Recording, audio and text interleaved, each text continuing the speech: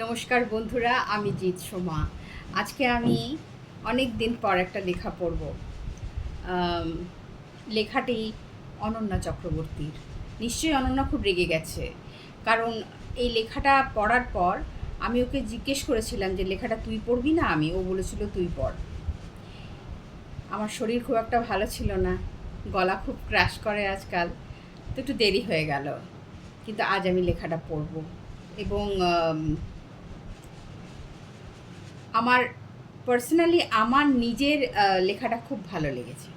সত্যি কথা বলতে কি, অনন্যা সম্পর্কে একটু বলে নিই। অনন্যার লেখা আমি পড়ছি 2019 সাল থেকে, কারণ 2019-এ ওর সাথে আমার আলাপ, এবং তখন থেকেই আমি ওর লেখা পড়ছি।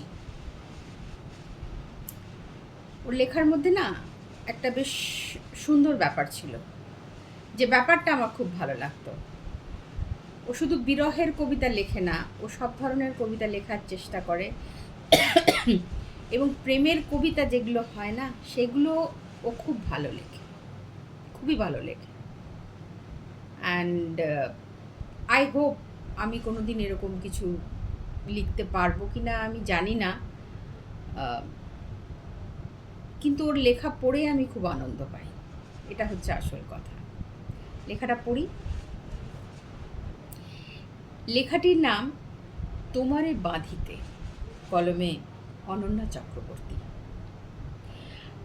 আজই নিশীথে কার পদধ্বনি সহসা বাজিল পক্ষে, চমকিয়া দেখি তরু বিথি তলে অভিসার মাগি প্রিয় সমক্ষে।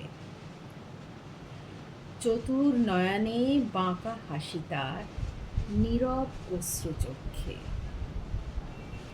চকিতে চকর লজ্জা আলাপন, তোমারে সুন্দর হেরিয়া রাঙিল ওষ্ঠ পরশ হর্ষে, তিমির যামিনী মিলায়। কোথা হতে তুমি আসিলা আপনি, দাঁড়ায়ে দক্ষিণ দুয়ারে, মাগিছ যে ধন উষার আলোকে, ভাসানে যাবে যে ফোরায়। মৃদুর মদিরে সুধা অগোচরে, কেমনে পশিল পরাণে, নিবিবন্ধনে প্রাণসখা কারে, জড়ালে তাম্বুল নেশাতে। বারেক দেখো চাহি তোমার প্রেয়সী, কাঙ্ক্ষিত রজনী জাগিয়া, তোমার মূরতি সাজায়েছে ধীরে, মন্দিরে প্রদীপ জ্বালিয়া। ঘোর তমসায় কোকিল কুহরী, উঠে কানন কুঞ্জে, অঙ্গনে ধায় চরিত্র শঙ্খচিল, তোমারে বাঁধিতে কুঞ্জে। কিন্তু কানাইকে তো কুঞ্জে বাঁধা যায় না।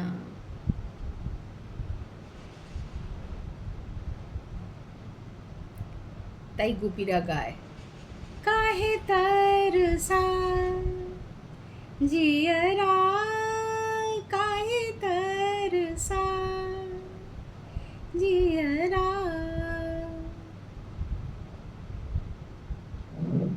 অনন্যা, তোর কেমন লাগলো বলিস?